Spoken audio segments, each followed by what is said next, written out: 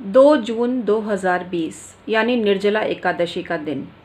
निर्जला एकादशी सभी एकादशियों में श्रेष्ठ मानी जाती है। निर्जला मतलब बिना पानी के। मेरे हाथ में जो आप पानी की बोतल देख रहे हैं, इसका मैं एक दिव्य टोटका आपको बताने जा रही हूँ, तो वीडियो आप पूरा देखिएगा। उम्मीद करती हूँ आज की जानकारी आपके लिए हमेशा की तरह उपयोगी होगी। मैं हूँ डॉक्टर उमाश्री, आपकी अपनी ज्योतिषी। आपका बहुत बहुत स्वागत अभिनंदन करती हूँ मित्रों, और आपका जीवन हमेशा सुखमय बना रहे, यही आशीर्वाद मैं आपके लिए भेजती रहती हूँ। आइए आज का वीडियो शुरू करते हैं मित्रों। 2 जून 2020 को है निर्जला एकादशी का पवित्र दिन। 12:05 तक भद्रा है, और भद्रा में अवॉइड करते हैं कुछ खास तरह की पूजा वगैरह। वैसे तो ये स्वयं सिद्ध अबूझ मुहूर्त है जो कि संपूर्ण दिन रहेगा, इसलिए इसमें कोई टाइम की ऐसी बाउंडेशन नहीं है। और वैसे भी जब दान वगैरह करना होता है तो दान में कभी कोई समय नहीं देखा जाता, सिर्फ जब पूजा पाठ आप करते हैं उस दौरान ज़रूर कोई समय देखना चाहिए।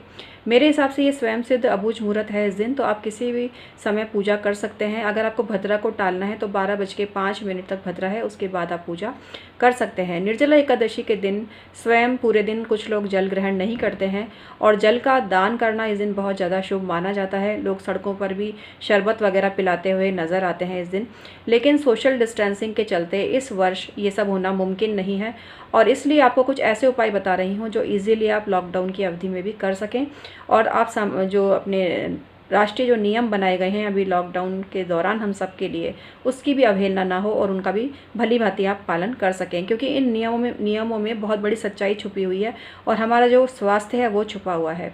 तो अपने ही स्वार्थ के लिए, अपने ही उत्तम स्वास्थ्य के लिए आपको सोशल डिस्टेंसिंग बना के रखनी चाहिए। आइए इसको मैं साइड में रख देती हूँ और आपको मैं बताती हूँ कि आपको क्या उपाय करना है निर्जला एकादशी के दिन। मित्रों, निर्जला एकादशी के दिन तुलसी माँ के समक्ष दीपक जलाते हुए आप अपनी मनोकामना बोलें तो वो पूर्ण होती है। ऐसा माना जाता है कि एकादशी के दिन तुलसी माता का विशेष आशीर्वाद मनुष्य को रहता है। वैसे तो सभी एकादशियों पर तुलसी माता का पूजन करना चाहिए।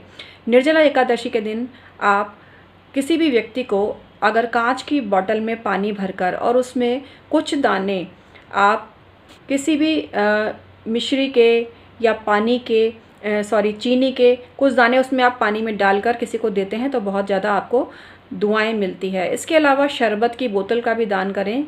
गुलाब का शरबत, चंदन का शरबत, शरबत की कोई भी बोतल किसी भी गरीब मनुष्य को देवें तो इससे आपको बहुत ज़्यादा फ़ायदा होता है। क्योंकि सड़कों पर जो वितरित करते थे लोग शरबत वगैरह, वो मुश्किल लगता है इस बार, क्योंकि आप कैसे बहुत सारे लोगों को देंगे जबकि सोशल डिस्टेंसिंग रखनी है। तो इसका यही रास्ता है कि आप शरबत की बोतल ही किसी को दे दें आप, और वो मनुष्य ही आपको दुआएं देगा, क्योंकि आपको किसी गरीब मनुष्य को शरबत की बोतल दान में देनी है। और पानी की जो बोतल है उसमें मिश्री या थोड़े शक्कर के दाने डालकर भी आप दे सकते हैं। अगर आप शरबत नहीं है आपके पास में तो आप ये भी कर सकते हैं। कुल मिला के जल का दान विभिन्न स्वरूपों में किसी की भी प्यास को तृप्त करना इस दिन बहुत उत्तम माना जाता है। प्यासे मनुष्य की प्यास बुझाना, भूखे की भूख मिटाना बहुत ज़्यादा पुण्य का काम माना जाता है। और यही कारण है कि हमारे जो भारतीय संस्कृति है इसमें भोजन का दान, वस्त्र का दान, जल का दान बहुत ज़्यादा उत्तम माना जाता है।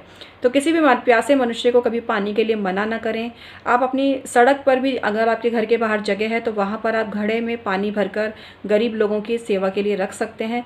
लेकिन यहाँ प्रॉब्लम अभी यही है कि कोई भी मनुष्य जो कि डाउटफुल लगता है आपको और वो उसने घड़े को स्पर्श कर दिया तो वो प्रॉब्लम क्रिएट कर सकता है।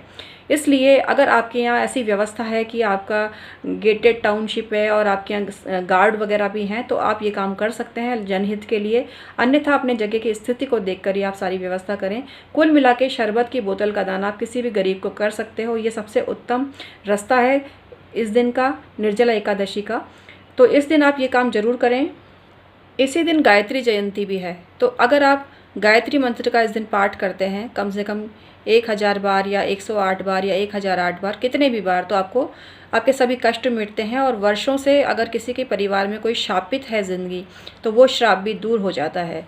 आप जल अपने सामने रखकर, जैसे कांच की बोतल जो मैंने आपको दिखाई, इस तरह का जल अगर आप अपने सामने रखकर और गायत्री मंत्र का जाप करते हैं, घर में सभी जगह उस जल का छिड़काव कर देते हैं और सभी लोग उस जल को ग्रहण करते हैं तो आपके सारे पाप नष्ट हो जाते हैं। सबसे बड़ी चीज़ है किसी भी प्रकार की जो ऊपरी बाधा है वो भी मित्रों दूर होने लगती है। तो इस तरह से जल का प्रयोग आज मैंने आपको बताया।